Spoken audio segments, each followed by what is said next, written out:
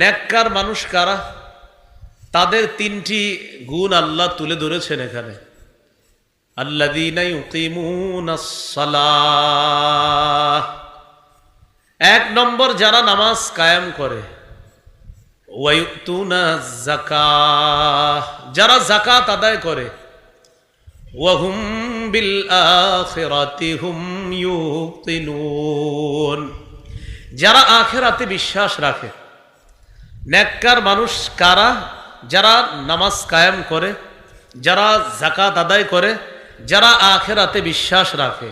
আল্লাহ তাআলা বলেন, উলাইকা আলা হুদাম মির রাব্বিহিম ওয়া উলাইকা হুমুল মুফলিহুন, তারা তাদের রবের পক্ষ থেকে হেদায়েতের উপর আছে এবং তারাই সফল কাম। আমি আল্লাহ তাদেরকে সফল বলে কোরআনে ঘোষণা করলাম। নামাজ কায়েম করা, যাকাত আদায় করা, আখিরাতে বিশ্বাস রাখা। প্রশ্ন হলো, নামাজ কায়েম কাকে বলে?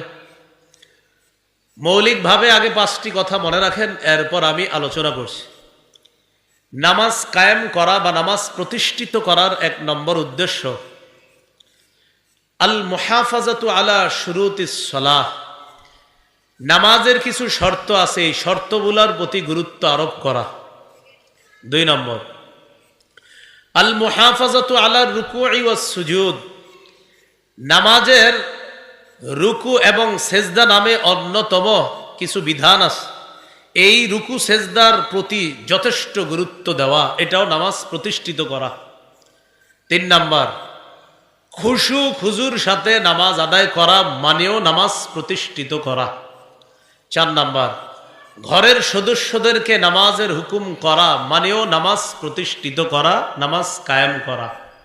পাঁচ নম্বর এলাকায়, সমাজে, থানায়, জেলায়, রাষ্ট্রে, সর্বত্র প্রতিটি মুসলমান যেন নামাজি হয়ে যায়, তাদেরকে নামাজি বানানোর চিন্তা, ফিকির, চেষ্টা, মুজাহাদা চালানো, এর মানেও নামাজ কায়েম করা। এই হলো নামাজ কায়েম দ্বারা মৌলিক পাঁচটি উদ্দেশ্য বললাম।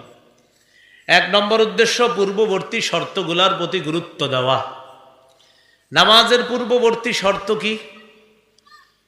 নামাজের পূর্বের একটা শর্ত হলো শরীর পাক করা। শরীর পাক দ্বারা মৌলিক দুটি উদ্দেশ্য। এক নম্বর ওযু না থাকলে ওযু করা। দুই নম্বর গোসল ফরজ হলে গোসল করা। সূরা মাইদার 6 নম্বর আয়াতে আল্লাহ বলেন, ইয়া আইয়ুহাল্লাযীনা আমানু ইযা কুমতুম ইলাস সালাহ ফাগসিলু ওয়ুজুহাকুম ওয়া আইদিয়াকুম ইলাল মারাফিক ওয়ামসাহু বিরুউসিকুম ওয়া আরজুলাকুম ইলাল কা'বাইন। হে ঈমানদারগণ, যখন তোমরা নামাজের ইচ্ছা করো তখন চেহারা ভালোভাবে ধৌত করো, হাত ধৌত করো, মাথা মাসেহ করো, টাকনু পর্যন্ত পা ধৌত করো। ওযুর ফরজ কয়টা? 4টা। এই 4 ফরজের কথা আয়াতে এসে গেছে।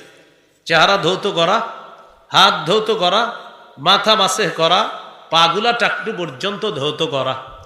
ওযু না থাকলে, ওযু না করা পর্যন্ত আল্লাহ তাআলা তার নামাজ কবুল করবেন না।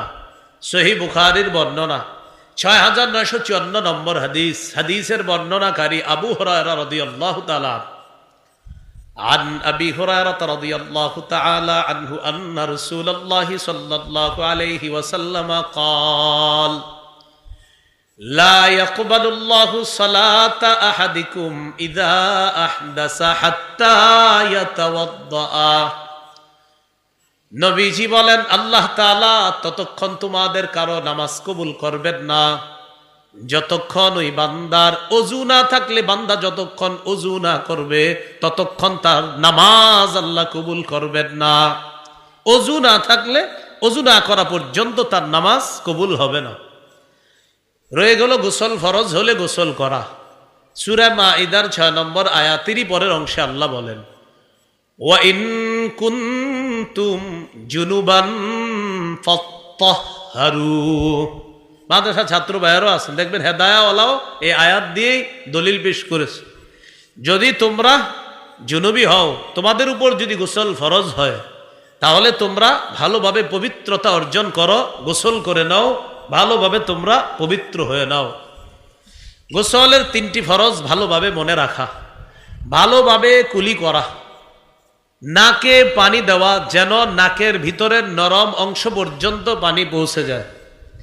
মা বোনরা নাক ফুল পরে, কানের দুল পরে, নাক ফুলটা মাঝে মাঝে খুলে রাখে, কানের দুলও মাঝে মাঝে খুলে রাখে।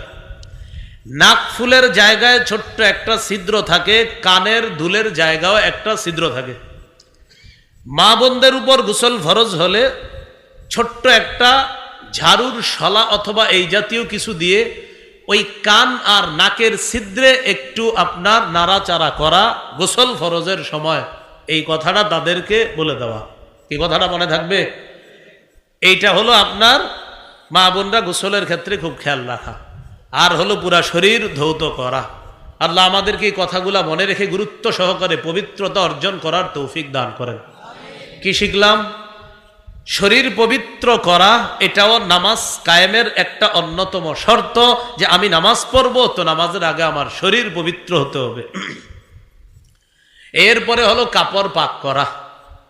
আমরা নামাজে আসি কাপড় পরিধান করে, এই কাপড় পবিত্র হতে হবে। সূরা মুদ্দাসসিরের 4 নম্বর আয়াতে আল্লাহ বলেন, ওয়াসিয়াবাকা ফাতাহহির, নবী আপনি আপনার কাপড়গুলো পবিত্র করেন। সহিহ বুখারীর বর্ণনা 227 নম্বর হাদিস।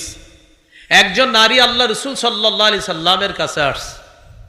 জাআত ইমরাআতুন ইলা নবী সাল্লাল্লাহু আলাইহি ওয়াসাল্লাম, এক মহিলা নবীজির কাছে আসছে, এসে মাসালা জিজ্ঞাসা করছে। যেই মাসালাটা জিজ্ঞাসা করেছে, আমরা এখন যারা মাসালাটি শুনবো শ্রদ্ধার সাথে শুনবো, কেউ হাসি দিব না, কারণ এটা একটা স্বাভাবিক মাসালা, এখানে হাসির কিছু নেই।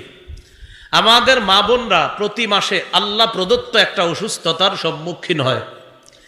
এই অসুস্থতার কারণে তাদের শরীর থেকে এক ধরনের নাপাকি বের হয়। এই নাপাকি কখনো কখনো কাপড়ে লেগে যায়। একজন মহিলা রাসূল সাল্লাল্লাহু আলাইহি সাল্লামের কাছে এসে মাসালা জিজ্ঞাসা করলেন, আরাআইতা ইহদানা তাহিদু ফিস সাওবি ফাকাইফা তাসনাউ ইয়া রাসূলুল্লাহ। ইয়া রাসূলুল্লাহ, আমাদের কোন নারীর কাপড়ের মধ্যে যদি অসুস্থতার অবস্থার ওই নাপাকি যদি কারো কাপড়ের মধ্যে লেগে যায়, ওই কাপড় পবিত্রতা করার নিয়ম কি? হুজুর, কারো নাপাকি লেগে গেছে তার কাপড়ে, এই কাপড় কিভাবে পবিত্র করবে? فقال رسول الله صلى الله عليه وسلم تحته ثم تقرصه بالماء وتنضحه। 1 নম্বর ঘষবে। কি করবে বলেন তো? ঘষবে। অনেক সময় এটা শক্ত হয়ে যায়, নাপাকিটা লেগে ওই নাপাকিটা শক্ত হয়ে যায়, এটা ঘষতে হবে। 2 নম্বর ثم تقرصه بالماء, পানির মধ্যে কাপড়টা রিগড়াতে হবে। ওয়াতানদাহুহু, ভালোভাবে এটাকে ধৌত করে চিপতে হবে, এরপর শুকাতে দিতে হবে। সুম্মা তুসাল্লি ফিহি, এরপর এই অপবিত্র কাপড়টি পবিত্র হওয়ার পর তখন নারী ওই পবিত্র কাপড়ে নামাজ পড়বে। হাদিস থেকে আমাদের মূল শিক্ষা, অপবিত্র কাপড়ে নামাজ হবে না।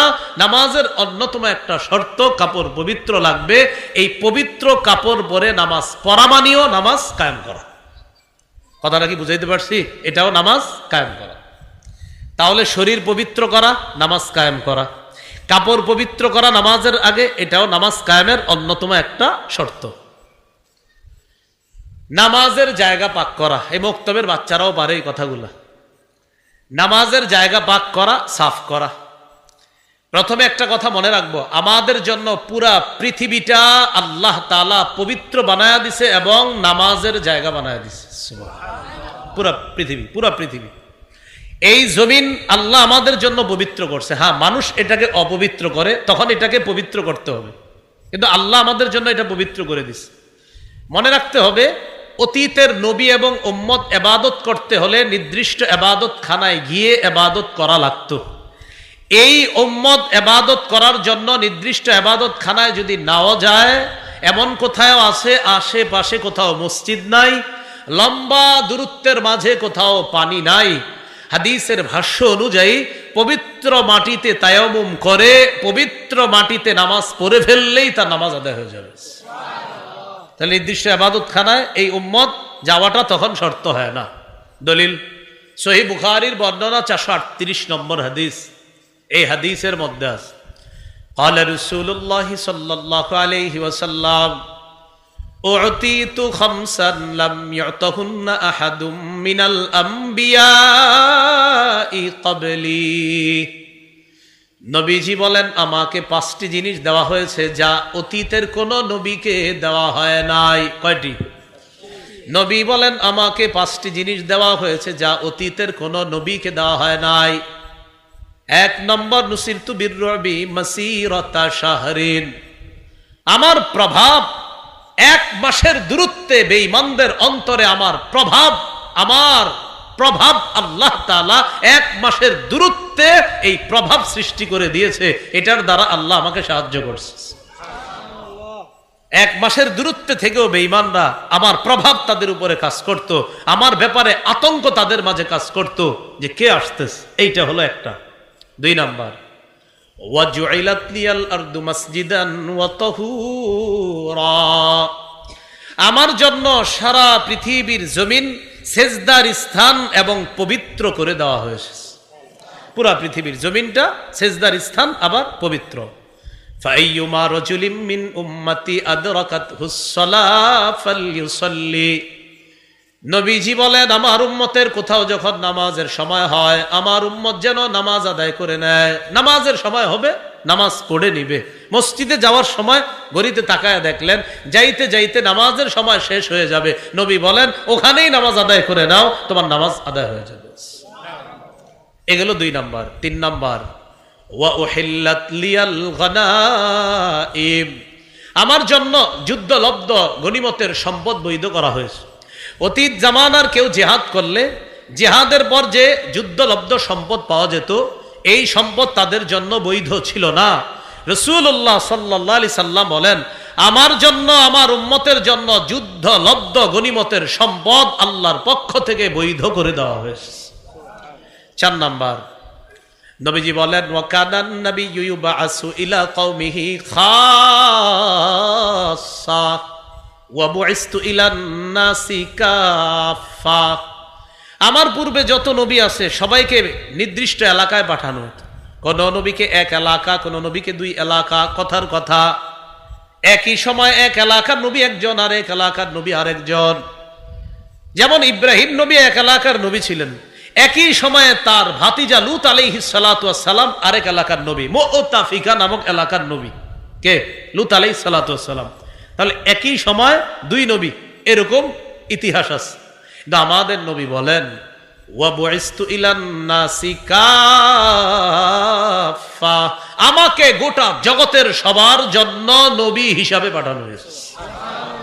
এটা 4 নাম্বার। 5 নাম্বার ওয়া উতিতুশ শাফাআ, এই অনুবাদটা আমার সাথে একটু সবাই বলেন আমাকে সার্বজনীন সুপারিশের অনুমতি দেওয়া হয়েছে। একটু বাংলা বলছি আমি, কি জনীন?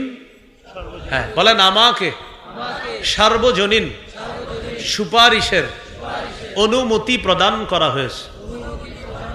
সার্বজনীন সুপারিশ কি? কিয়ামতের ময়দানে সবাই টেনশনে থাকবে, নবীরা পর্যন্ত নফসি নফসি করবে। এই পেরেশানির অবস্থা থেকে মুক্তির ব্যবস্থা কিভাবে হবে? আল্লাহ রসুল এই সার্বজনীন সর্বপ্রথম সবার জন্য সুপারিশ করলে আল্লাহ তাআলা এই পেরেশানির অবস্থা দূর করে কিয়ামতের ময়দানে সর্বপ্রথম আল্লাহ বিচার ব্যবস্থা কায়েম করবেন। এই সুপারিশের অনুমতিটা আমাদের নবীকে দেওয়া হয়েছে। এখানে আরেকটা বিষয়, একবার এক ফেরেশতা নবীজির কাছে আসছে, তিরমিজির বর্ণনা। নবীজি বলেন আতানি আতিম মির রব্বি, আমার কাছে আল্লাহর পক্ষ থেকে একজন ফেরেশতা আসছে। ফাখাইয়ারানি বাইনা আইয়ুদখিলা নিসফা উম্মতি আল জান্নাহ ওয়া বাইনা শাফাআ, আমাকে 2টি বিষয়ের একটি গ্রহণ করার অনুমতি দেওয়া হয়েছে। আমি যদি চাই আমার অর্ধেক উম্মত জান্নাতে নিতে পারবো। সুবহানাল্লাহ, আমাকে ইচ্ছাধিকার দেওয়া হয়েছে, আমি চাইলে আমার অর্ধেক উম্মত জান্নাতে নিতে পারবো। ওয়া বাইনা শাফাআ, আমি চাইলে আমার উম্মতের জন্য সুপারিশ করতে পারবো। তবে 2টা নেওয়া যাবে না, যে কোনো একটা। হয়তো অর্ধেক উম্মত জান্নাতে নিবেন, না হয় সুপারিশ করবেন। হাবিব আপনি কোনটা চান? আমাদের নবী বুদ্ধি করে বললেন, ইখতারতু শাফাআ, আমি সুপারিশ গ্রহণ করে নিলাম। কেন? আমার অর্ধেক উম্মত জান্নাতে গেলে বাকিদের কি হবে? এই জন্য আমি সুপারিশ করে আমার ন্যূনতম একটা উম্মতকে আমি জান্নাতে নেওয়ার চেষ্টা চালাবো। এই হলো নবীজিকে 5টি জিনিস দেওয়া হয়েছে। তবে আমাদের মূল উদ্দেশ্য এখানে হলো একটা, সেটা হলো গোটা জগৎ আমাদের জন্য পবিত্র, গোটা জগতের সব মাটি পবিত্র, অপবিত্র হলে এটাকে পবিত্র করে নেওয়া। এইটা হলো নামাজ কায়েম করা, যে নামাজ যেখানে পড়ব সেই জায়গাটা পবিত্র আছে কিনা চেক করে যদি দেখা যায় কেউ অপবিত্র করছে, এটা পবিত্র করা মানেও নামাজ কায়েম করা। সতর ঢাকা, কি ঢাকা বলেন তো? সতর। সূরা আরাফের 31 নম্বর আয়াতে আল্লাহ বলেন, ইয়া বানি আদামা খুযু যিনাতাকুম ইনদা কুল্লি মসজিদ, হে আদম সন্তান তোমরা প্রত্যেক নামাজের সময় বেশভূষা ধারণ করো, গ্রহণ করো, সুন্দর পোশাক পরো, রাগ করবেন না। অনেকে আমরা নামাজে হাফ হাতা গেঞ্জি পরে চলে আসি না? আপনার নামাজ হয়ে যাবে, আপনি এইভাবে নামাজ পড়লেও নামাজ হয়ে যাবে, কেউ বলবে না আপনার নামাজ হয়নি। কিন্তু আমি শুধু আপনাকে বলতে চাই, আপনি আপনার মেয়ের জামাইয়ের বাড়িতে যদি যান, আপনি হাফ হাতা গেঞ্জি পরে যাবেন? হ্যাঁ, সবাই দিয়ে চুপ হয়ে গেল না? আপনি আপনার বেয়ের বাড়িতে কি হাফ হাতা গেঞ্জি পরে যাবেন? আচ্ছা, নামাজ কার বাড়িতে পড়ি? বলে না, কার বাড়ি? তাহলে বেয়ের বাড়িতে গেঞ্জি পরে যান না। তাহলে কার বাড়িতে নামাজে যাই? বলেন না, কার বাড়িতে? বেয়ের বাড়িতে পাঞ্জাবি পরে যাই, আল্লাহর বাড়িতে গেঞ্জি পরে যাই। সোজা হিসাব। আমি আবার বলছি, গেঞ্জি পরলে আপনার নামাজ হয়ে যাবে, কিন্তু আমি শুধু এতটুকু বললাম, বেয়ের বাড়িতে আপনি কত সুন্দর একটা পাঞ্জাবি পরে বেশভূষা ধারণ করে যান, কিন্তু আল্লাহর বাড়িতে কোনো মতে যাই, আল্লাহু আকবার। তবে আমার এই বয়ান যেন বদহজম না হয় আপনাদের। মানে কি, যে কালকে থেকে নামাজে আমু না, কারণ গেঞ্জি পরে যাওয়া যাবে না। না ভাই, আপনি গেঞ্জি পরেই পড়েন, আপনি গেঞ্জি পরেই নামাজ পড়েন, কিন্তু আমি বলছি যে একটু ভাবেন কথাটা। আল্লাহ আমাদেরকে কথাগুলা বুঝার তৌফিক দান করেন। একটু সুন্দর পোশাক পরে আল্লাহর সামনে দাঁড়াবো, ঠিক আছে না ইনশাল্লাহ? এই গেল আপনার সতর ঢাকা। এই সতর ঢেকে নামাজ পড়া, এটাও নামাজ কায়েম করা। এরপর কেবলামুখী হওয়া।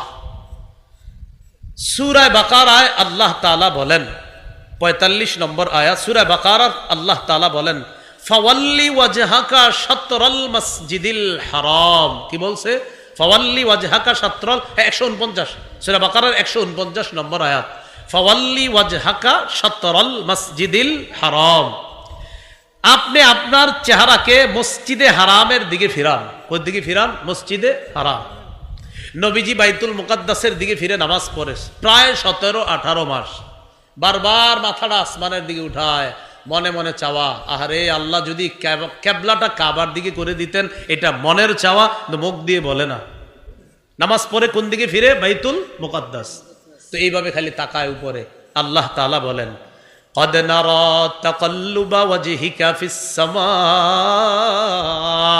নবী, আপনি যে বারবার আসমানের দিকে মাথা উঠা নামা করেন, আমি আল্লাহ কিন্তু বিষয়টা দেখি। আপনি কেন উঠাইতেছেন এটা আমি আল্লাহ জানি। আপনি চাইতেছেন কেবলা যেন আবার কাবার দিকে করে দেই, ঠিক আছে। ফালানুওয়াল্লিয়ান্নাকা কিবলাতান তারদাহা, আমি অবশ্যই অবশ্যই আপনার পছন্দ অনুযায়ী আবার কেবলাটা কাবার দিকে করে দিব। এরপরে আল্লাহ বলেন, ফাওয়াল্লি ওয়াজহাকা শাতরাল মসজিদিল হারাম, আপনি মসজিদে হারামের দিকে ফিরে নামাজ আদায় করেন। এই হলো কেবলামুখী হয়ে নামাজ পড়া, এটাও নামাজ কায়েম করা। বলেন আমার সাথে, ওয়াক্ত মতো নামাজ পড়া। এর মানিও বলেন নামাজ কায়েম করা। বলেন তো, সময় মতো নামাজ পড়া মানিও কি নামাজ কায়েম করা। সূরা নিসার 103 নম্বর আয়াতে আল্লাহ তাআলা বলেন, ইন্নাস সালাতা কানাত আলাল মুমিনিনা কিতাবাম মাওকুতা, নিশ্চয়ই নামাজ মুমিনদের উপর সময় মতো ফরজ। নিশ্চয়ই নামাজ মুমিনদের উপর সময় মতো ফরজ। বলেন তো সবাই আমার সাথে, নিশ্চয়ই নামাজ মুমিনদের উপর সময় মতো ফরজ।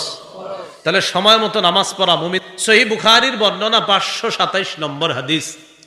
হাদিসের বর্ণনাকারী আব্দুল্লাহ ইবনে মাসউদ রাদিয়াল্লাহু তাআলা তিনি বলেন, সাআলতু রাসূলুল্লাহি সাল্লাল্লাহু আলাইহি ওয়াসাল্লাম আইয়ুল আমালি আহাব্বু ইলাল্লাহ। আল্লাহর নবীর কাছে আমি জানতে চাইলাম আল্লাহর কাছে সবচেয়ে পছন্দনীয় আমল কোনটি? নবীজি জবাব দিলেন, আসসালাতু আলা ওয়াক্তিহা, সময় মতো নামাজ পড়া। এবার আমি বলবো, আপনারা জবাব দিবেন। বলেন তো আল্লাহর কাছে সবচেয়ে পছন্দের আমল কোনটি?